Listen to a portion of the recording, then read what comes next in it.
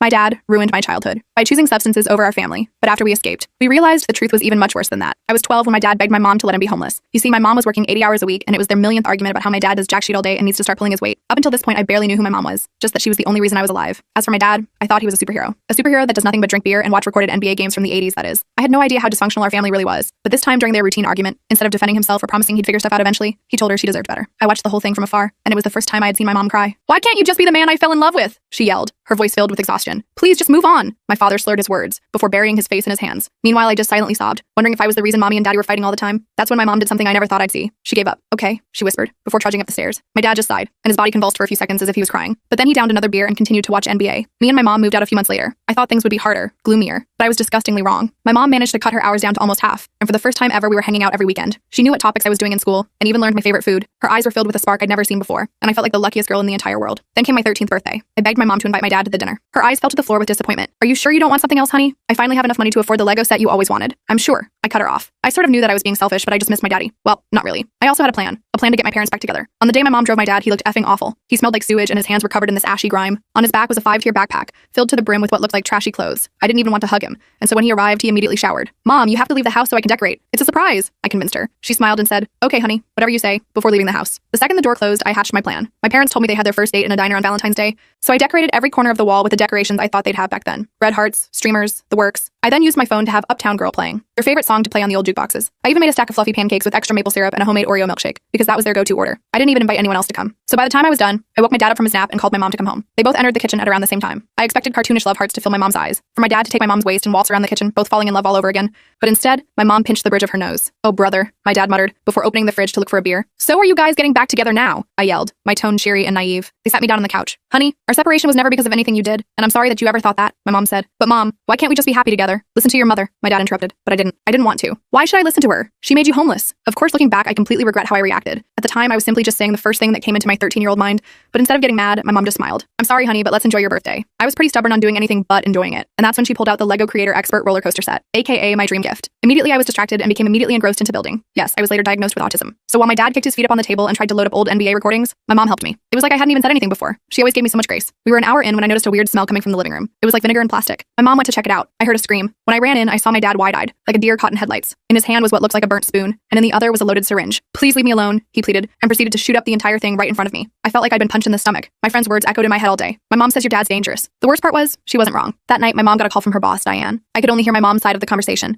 but I could tell something was wrong by the way her shoulders tensed, muscles coiling like springs. "No, I understand. Yes, we're being careful. I appreciate your concern." When she hung up, she sat beside me on the couch where I was working on a new Lego architecture set, the Empire State Building half constructed between us. Diane offered to let us stay in her basement apartment for a while, my mom said, carefully connecting two pieces I was struggling with, her fingers steadier than mine. "She's worried about us." I looked up, abandoning the tiny gray bricks. "Are we going?" My mom's jaw tightened, a muscle twitching beneath her skin. "Remember that this is our home. I won't let him chase us out of our own house." She squeezed my shoulder, her grip firm and reassuring. "We'll be okay." But that night, I heard her moving furniture against the doors, the scrape of wood against wood keeping me awake until dawn. The next day at school, Miss Garcia noticed the dark circles under my eyes, purple half moons that told the story of my sleepless night. "Rough night?" she asked as I slumped into the chair across from her desk. I nodded, then pulled out my journal, the pages crinkled from being stuffed in my backpack. I'd filled 3 pages since our last session, documenting every strange car that drove by our house, every hang-up call that left nothing but breathing on our answering machine, every shadow I thought I saw moving outside my window in the darkness. "I'm scared," I admitted, my voice smaller than I wanted it to be. "But I'm also really angry. Why can't he just leave us alone?" Miss Garcia nodded, her silver earrings catching the fluorescent light. "Those are normal feelings, but I'm concerned about your safety. Have you and your mom thought about additional security measures?" That question sparked something in me, a tiny flame of determination. If my dad was watching us, maybe I could watch him back. I found my old phone that night, the one my mom had replaced last Christmas. Its screen slightly cracked but still functional. It still worked when plugged in, the battery too worn to hold a charge. I positioned it on my windowsill, hidden behind my curtain, and downloaded a motion detection app that would record whenever it sensed movement outside, the red light blinking like a tiny guardian. For the next week, I studied his patterns like a scientist observing a strange new species. Tuesday evenings, he'd park 3 houses down in a rusted blue sedan. Thursdays, he'd walk by around 8 p.m., sometimes stopping to stare at our house, his silhouette distorted by the streetlights. Sundays were unpredictable. Sometimes he wouldn't show at all. Other times he'd appear multiple times, pacing the sidewalk across the street like a caged animal. I collected footage of him muttering to himself,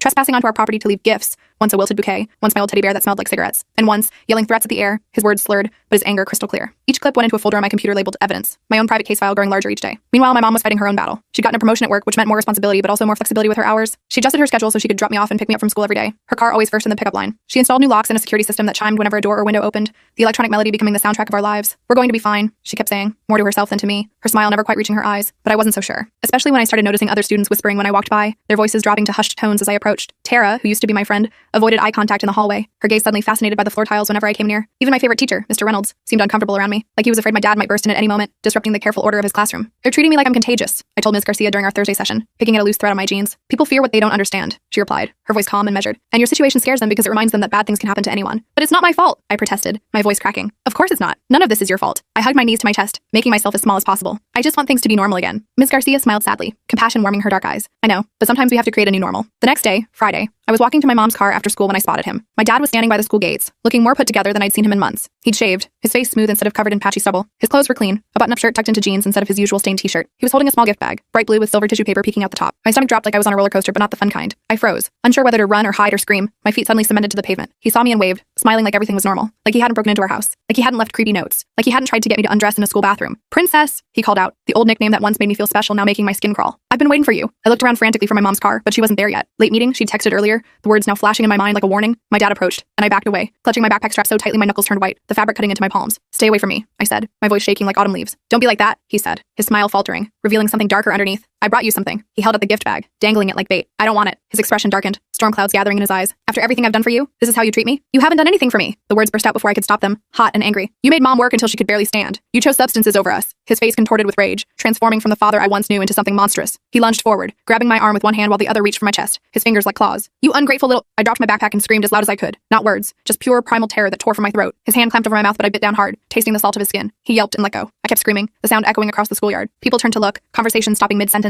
A staff member, Mr. Kovach, the PE teacher with his clipboard and whistle, came running from the school building, his footsteps pounding the pavement. Hey! He shouted, his voice booming across the space between us. My dad released me and backed away, hands up in mock surrender, suddenly all innocence and confusion. Just talking to my daughter, he said, his voice suddenly calm and reasonable, a mask sliding perfectly into place. Family matter. Mr. Kovach put himself between us, his broad shoulders creating a human shield. You need to leave school property now, sir. My dad's eyes narrowed, but he backed away, each step reluctant. This isn't over, he said to me, quiet enough that only I could hear, the words slithering into my ear. Then he walked away, disappearing around the corner like a bad dream. My mom arrived 5 minutes later to find me sitting in the school office, shaking, while Mr. Kovach and the principal explained what happened, their voices low and serious. She hugged me so tight I could barely breathe, the familiar scent of her perfume momentarily drowning out my fear. That's it, she said, her voice steel and determination. We're getting a permanent restraining order. That night I couldn't sleep. Every noise made me jump, the house settling, the refrigerator humming, the wind in the trees outside my window. Every shadow seemed threatening, reaching for me with dark fingers. I kept thinking about what my dad had said. This isn't over. He was right. It wasn't over. But maybe I could help end it. I stayed up until 3 a.m., my eyes burning from staring at my computer screen, compiling all my evidence. The photos, grainy, but unmistakable. The videos, shaky but clear enough. The journal entries, my handwriting growing more frantic with each page. I put everything together in a video presentation titled, He Says He Loves Me. I added text explaining each incident, dates, times, locations, creating a timeline of terror. I showed the progression, how he went from watching from a distance to leaving notes to trying to touch me inappropriately, each step more invasive than the last. The next morning, bleary-eyed but determined, I showed it to my mom. She watched the whole thing without speaking, her coffee growing cold beside her. When it ended, she pulled me into a hug and held me for a long time, her heartbeat steady against my ear. I'm so sorry, she whispered, her voice thick with emotion. I had no idea it was this extensive, this calculated. It's not your fault, I said, echoing what everyone had been telling me, finally starting to believe it myself. What do you want to do with this? She asked, gesturing to my laptop, the evidence of our nightmare glowing on the screen. I want people to know the truth. With Ms. Garcia's help, I wrote a letter to accompany the video, choosing my words carefully to explain the pattern of stalking and harassment that had become our daily reality. We sent it to my school counselor, my mom's HR department because my dad had called there once pretending to be my stepdad trying to get her schedule and a local shelter for families escaping abuse that Ms. Garcia recommended.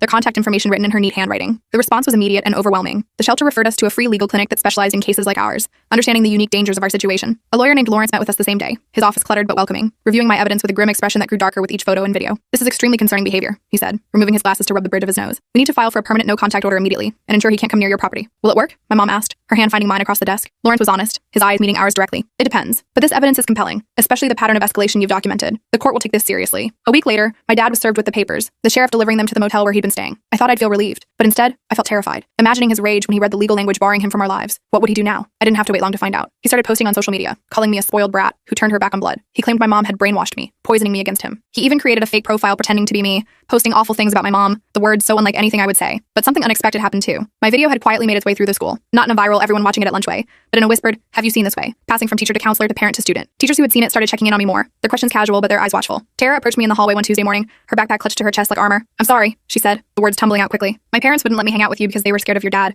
but I saw your video. That really sucks. Yeah, I said, not knowing what else to say. The understatement of the century hanging between us. Do you want to sit with us at lunch? She offered. A small olive branch extended across the chasm that had formed between us.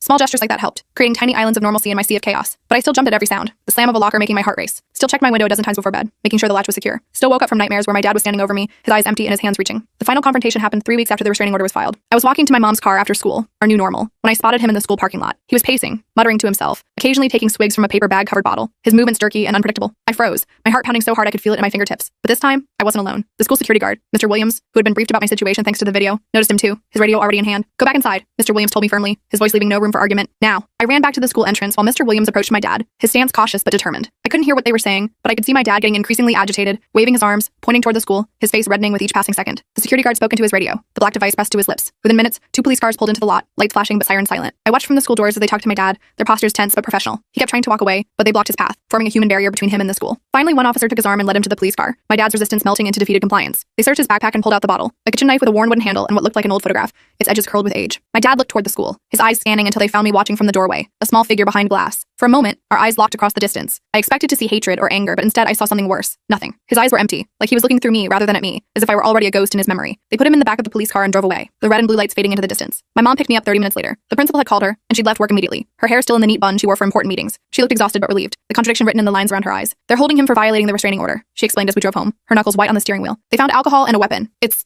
serious this time." I nodded, staring out the window at the familiar streets passing by, houses where normal families lived normal lives. I should have felt victorious. This was what we wanted. Him gone, us safe. But I just felt hollow, emptied out like a pumpkin after Halloween. When we got home, my mom didn't say anything about what happened. She just handed me a slice of leftover birthday cake, the one we'd bought to replace the disastrous pancake dinner, and sat beside me while I worked on my newest Lego set, a space shuttle this time with tiny astronaut figures. We built in silence. No music, no TV, just the satisfying click of bricks fitting together and the sound of peace finally settling around us like a blanket. "Mom?" I said after a while, connecting the shuttle's wing. "Hmm?" She responded, sorting through the smaller pieces. "Is he ever coming back?" She put down the instruction manual and looked at me directly, her eyes clear and certain. "No, honey, he's not." "Good," I said, and meant it, the word small but definitive. That night, I slept through the night for the first time in months, no dreams disturbing my rest. In the morning, I deleted the folder labeled evidence from my computer, watching the progress bar as it erased my digital archive of fear. I didn't need it anymore. At school, things slowly shifted. I wasn't the girl with the dangerous dad anymore. I was just me, the quiet kid who liked Lego and struggled with group projects and sometimes said the wrong thing because social cues were hard to read through the static of my thoughts. Ms. Garcia helped me understand that my autism wasn't the reason my dad became who he was. It wasn't the reason my parents fought. It wasn't the reason for any of it. "Your brain works differently," she explained during one of our sessions, her office a safe harbor in my week. "That's not good or bad. It's just you. And you deserve to be loved exactly as you are." 2 months after my dad was arrested, my mom and I started a new tradition. Every Sunday, we'd build something together. Sometimes Lego, sometimes a puzzle, sometimes a craft project from the kits that had started appearing in our house. We'd talk about our week, about school, about work, never about him. One Sunday, as we were putting the finishing touches on a Lego skyline of New York City, the tiny plastic buildings creating a miniature Manhattan on our coffee table,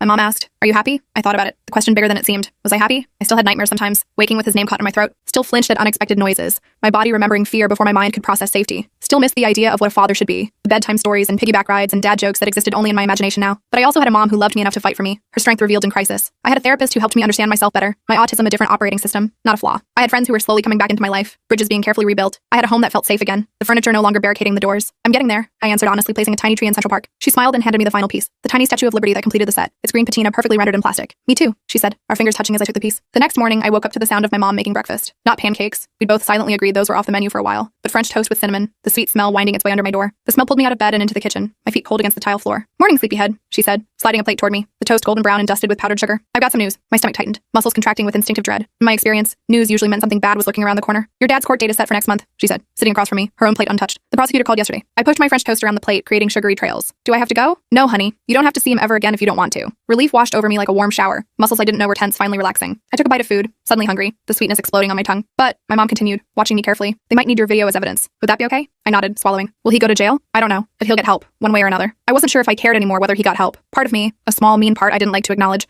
hoped he'd suffer, locked away where he couldn't hurt anyone else. The rest of me just wanted to forget he existed, to erase him from my story. At school that day, Tara invited me to her birthday party that weekend. A sleepover with 5 other girls, all from our grade. My first invitation since everything happened. The pink card decorated with glitter and stickers. "Are you sure your parents are okay with me coming?" I asked, the question escaping before I could stop it. Tara rolled her eyes, the gesture somehow comforting in its normalcy. "Duh. My mom actually feels super bad about before. She wants to make it up to you." That night, I asked my mom if I could go, the invitation propped against my water glass at dinner. She hesitated, her forehead creasing with worry, the protective instinct that had kept us safe now potentially keeping me isolated. "I'll be fine," I insisted, leaning forward. "Tara's house is like the safest place ever. Her dad has those fancy security cameras everywhere." My mom smiled, the worry line softening. "Okay, but call me if you need anything. Anytime." The sleepover was normal. Gloriously, boringly normal. We ate too much pizza, the cheese stretching in long strings from slice to plate. We watched a scary movie that wasn't actually scary, screaming at the predictable jump scares. We stayed up way too late talking about crushes and teachers and TikTok dances, our sleeping bags arranged in a circle on Tara's bedroom floor. No one mentioned my dad. No one treated me like I was fragile or dangerous or contagious. For a few hours, I was just a regular 13-year-old girl having fun with friends. The weight of the past year temporarily lifted from my shoulders. When I got home the next day, my mom was sitting at the kitchen table with a stack of papers, brochures spread out like a colorful fan. "What's all that?" I asked, dropping my overnight bag by the door with a thud. College brochures, she said, grinning, a new light in her eyes. I'm thinking about going back to school. I blinked in surprise. The idea so unexpected it took a moment to process. Really? For what? Social work, maybe. Or psychology. She shuffled the papers, organizing them into neat piles. I've been thinking about it for a while. Ms. Garcia actually suggested it. But what about your job? I asked, practical concerns bubbling up. I'd keep working, just cut back my hours. And there are night classes, online options. She trailed off, looking uncertain for the first time in months. What do you think? I thought about how much my mom had changed since we left my dad. How she smiled more, the expression reaching her eyes. How she had time for me now, present in ways she couldn't be before. How she was discovering parts of herself that had been buried under stress and exhaustion, like archaeological treasures being carefully unearthed. I think it's awesome, I said, and meant it, pride warming my voice. 2 weeks later, we got a call from Lawrence, our lawyer. My dad had accepted a plea deal. Violation of restraining order, possession of a weapon, attempted assault. He'd served 6 months, then mandatory rehab, followed by 5 years of probation. During that time, he couldn't contact us or come within 500 feet of our home or my school, the legal barrier protecting us from his chaos. It's over, my mom said after hanging up, the phone placed carefully on the counter. Really over. But it didn't feel over. Not yet. There was still a knot in my chest that wouldn't loosen, tight and persistent. Still questions that needed answers,